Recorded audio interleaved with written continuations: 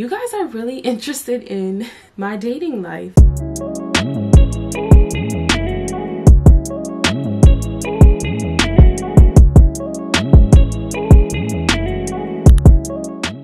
Hey crew, welcome back to my channel for another flight attendant video.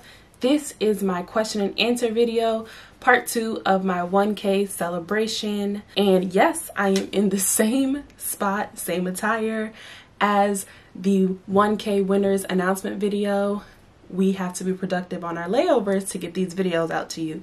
So like I was saying in the 1K winners video, click here to watch it and make sure you congratulate the 2 winners. Hey crew, so it's future editing me, and I never thought that I would have had to come on and make this announcement to address the giveaway. So unfortunately, only one winner was given their $50 Amazon gift card because there was a discrepancy in the second winner and multiple people trying to claim that they were the winner. I am sorry to Shauna Deers, hopefully I'm pronouncing your name right, that I was not able to give you your gift card, but unfortunately there was no way for me to confirm that the person was actually the original commenter in the giveaway video and the one that would be redeeming the gift card. You guys, only one person got a gift card because people want to scam, and it's sad that it is affecting the actual person who supports my channel, and I'm really sorry, but I'm not comfortable sending out money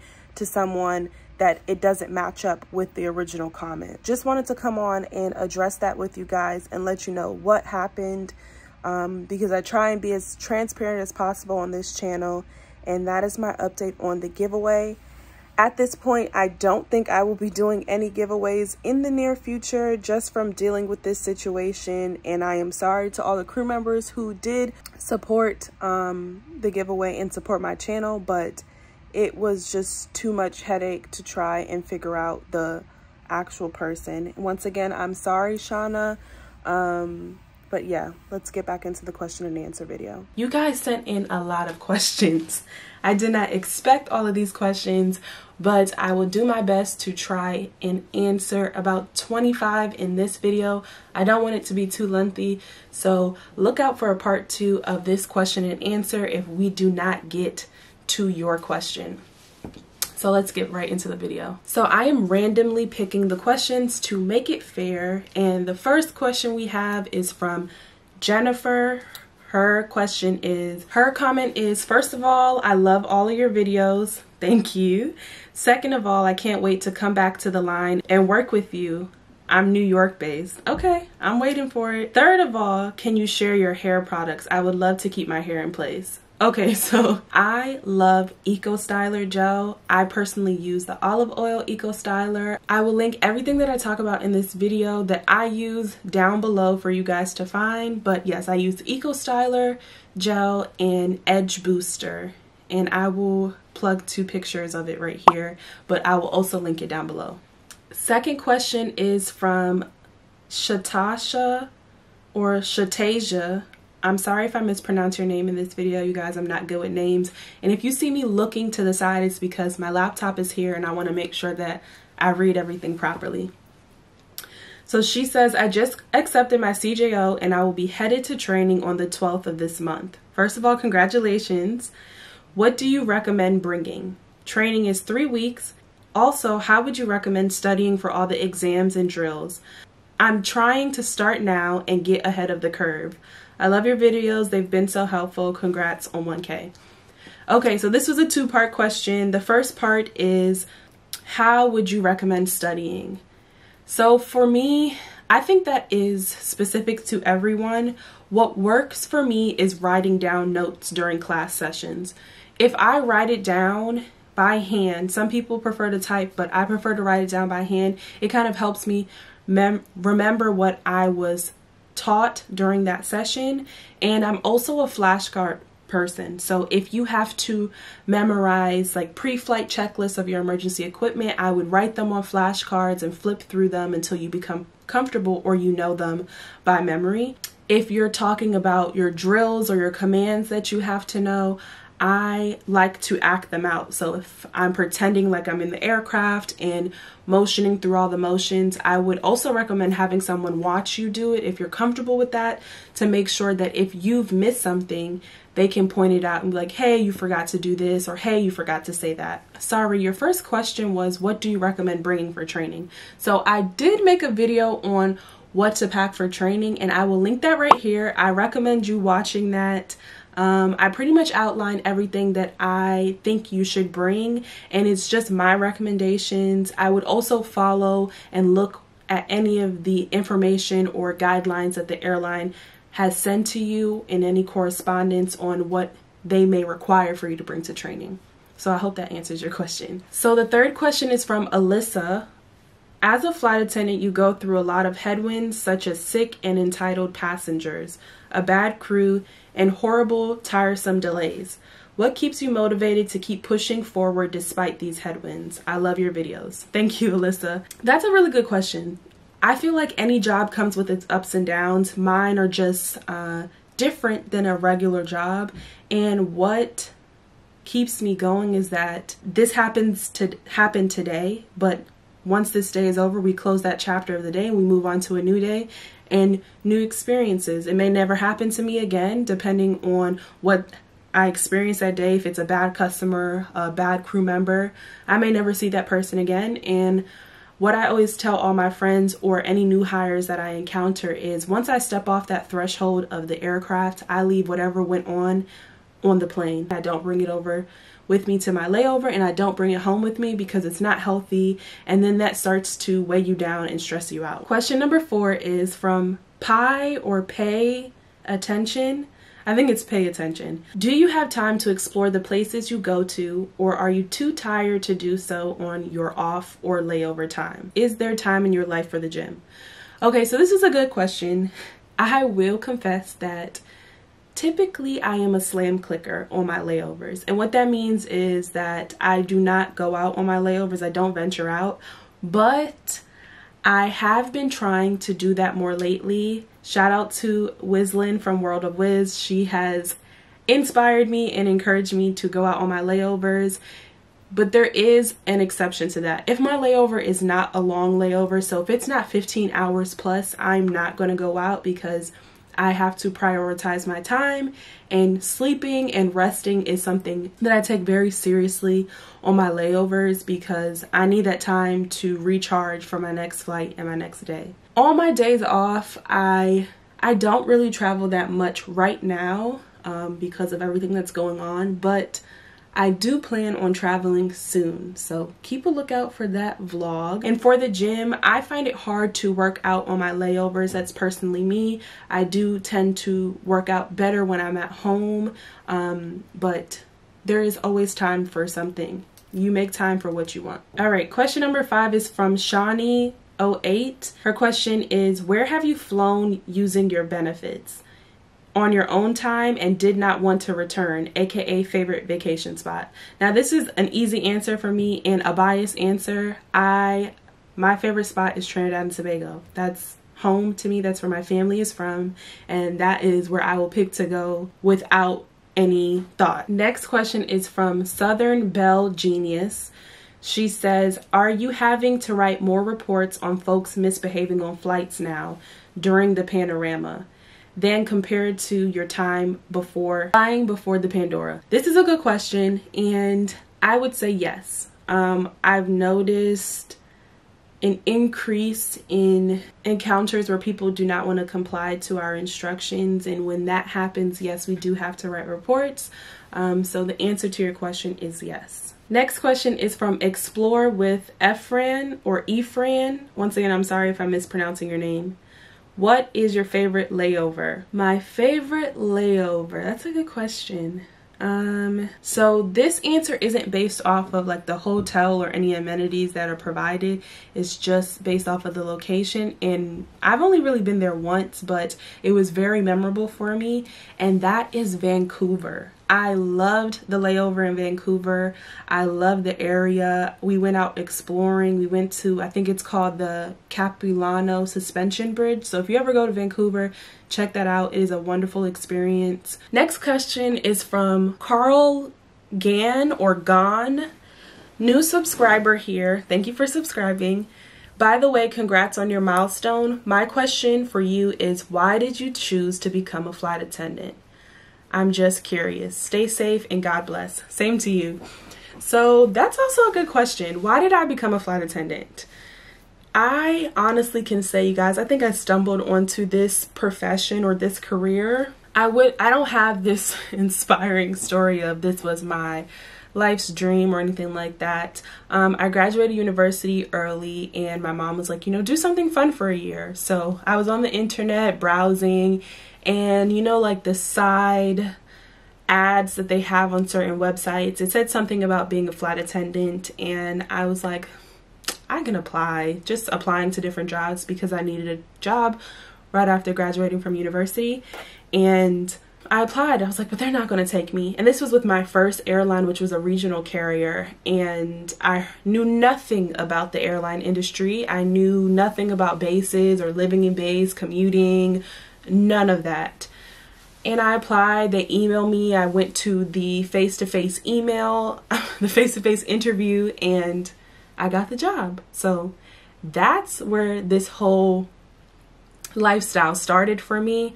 And once I got into it, I knew that it was for me. So that's how I became a flight attendant. Next question is from I'm Glenn Wynn. Shout out to Glenn Wynn. He's also a flight attendant YouTuber, so make sure you guys check out his channel. His question is, how do you handle flying with a coworker that you don't particularly care for all too much? Believe it or not, that can happen frequently. You know, you work with so many different personalities every flight, every day, and it's bound to happen that you don't gel with someone, but I don't let it bother me. I'm big on respect. I always respect everyone, and I expect the same thing back from me.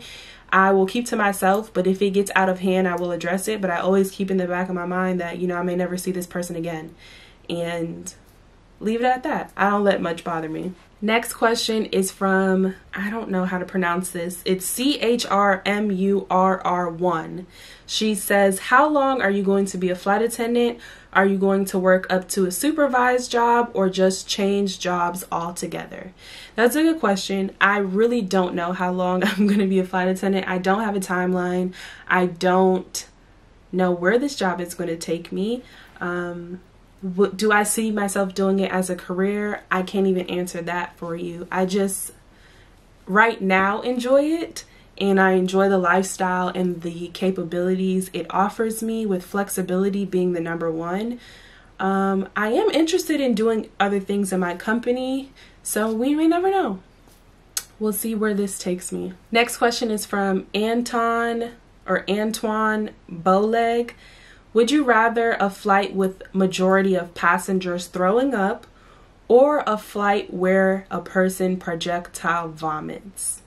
I have kind of experienced both. This sounds like the Would You Rather video that Wislin and I did, and if you haven't checked that out, it's a part 1 and part 2. I will link mine right here, and make sure you check it out on Wislin's channel as well. Honestly, I would rather neither of those two options, but if I had to pick one, I would do the one person projectile vomiting and hoping that it's nowhere near me, and that hopefully it's in the bathroom where we could just lock it off and keep it at that. But majority of the passengers throwing up sounds like a big disaster, and sounds like we would be running out of sick bags and trash bags, so I don't want that. Next question is from Gloria Green. Since commuting seems to take a lot of effort, have you thought about a crash pad in a city closer to your base? That is a good question, and it is very true. Commuting does take a lot of effort, but I can tell you that I am not a crash pad person. It's not for everyone. It would make my life easier, but I don't personally like crash pads, and crash pads in New York can be on the more expensive side, so I just have to stick with commuting. Next question is from Be Real JB. What type of man attracts you? Hey, you said any question. You guys are really interested in my dating life. That's a good question that I can't answer for you because my dating life is going to stay a mystery. Next question is from Sapinaj. I hope I'm pronouncing that correctly. I'm going to training on the 21st. Congratulations. How do I prepare myself for the swim test if I don't even know how to swim? It wasn't a requirement for the airline I interviewed with, but sis, I can't even doggy paddle. Okay, so this scares a lot of people, and I would say it's okay that you don't know how to swim. You wear a life vest.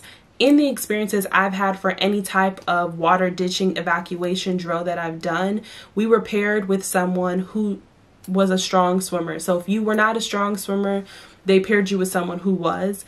And that life vest really keeps you above water, so you don't have to be concerned with that. I would just voice it to your instructors that, hey, I cannot swim. Can you please put me with someone who is comfortable in the water and is comfortable with swimming, because I am not that person. And they will pair you with whoever, so you should have nothing to worry about. Next question is from The World of Wiz. Shout out to Wizlin, my friend. She's also a flight attendant YouTuber. I will link her channel right here. Make sure you go check it out and subscribe. Her question is, good luck to those participating in the 1K giveaway. I just want to ask my question. Who are your top 5 artists, current songs you have on repeat? Also, what is one fact about us that you wouldn't mind sharing? What songs do I have on repeat? Let's look up in my music on my phone. I can tell you right now, I like a lot of Afro beats. I like a lot of soca, calypso. First song that I have on repeat right now that is like the top song I listen to is by Wizkid, Essence. I love that song. Next song would be King Perry, Citizen of the World.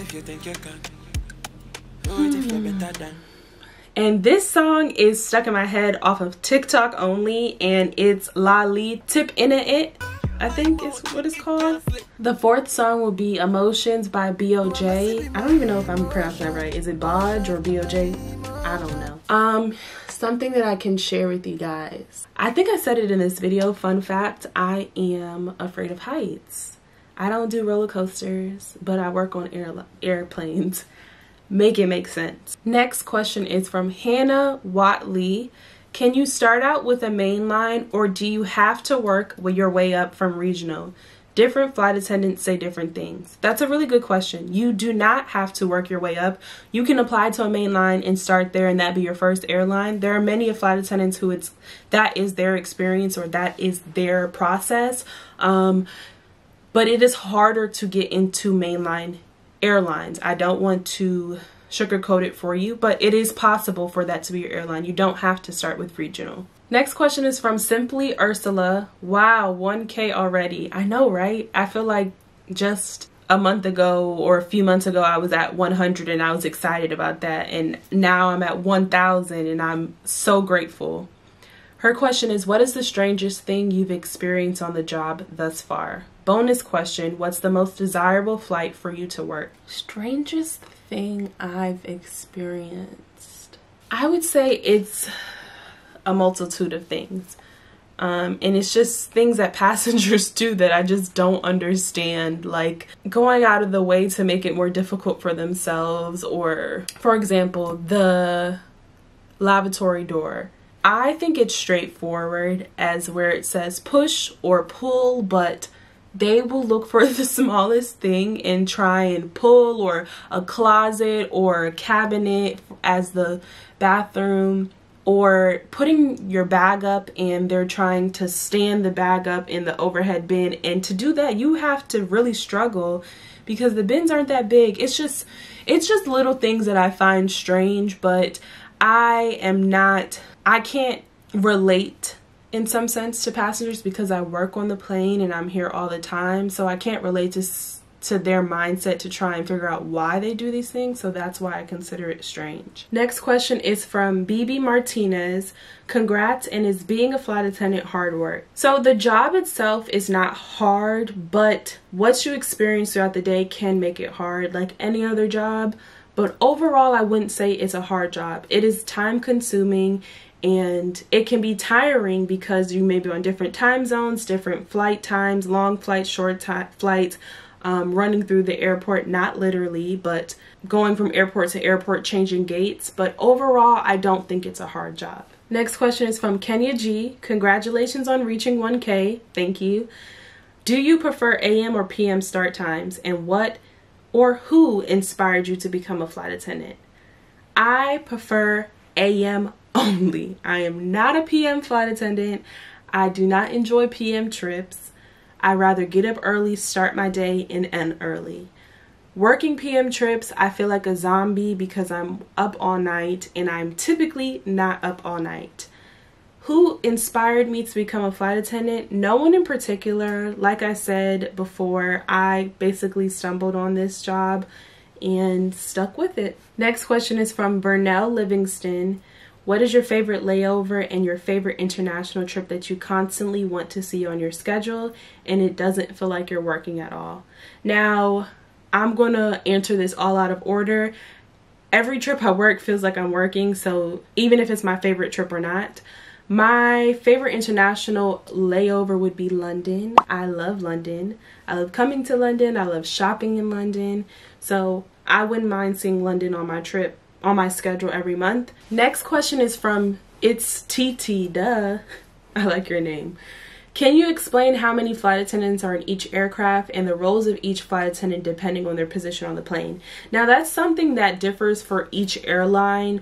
At my previous airline, your position on the rotation was where you sat on the aircraft and it did not switch. So if you were the 1, you were up in front.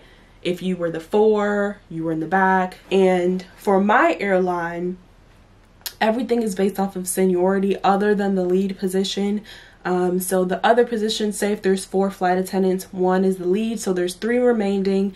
Once we get on the plane, the most senior person picks where they want to sit, and then it goes down in seniority, and the most junior gets whatever is left over.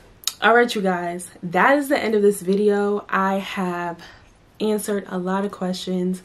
At this point, it looks like there is going to be a part 2, so stay tuned for the part 2 of this question and answer video if your question was not answered. Thank you so much again for getting me to 1,000 subscribers. Thank you for all of your support, and I will see you in my next video. Stay safe and see you soon.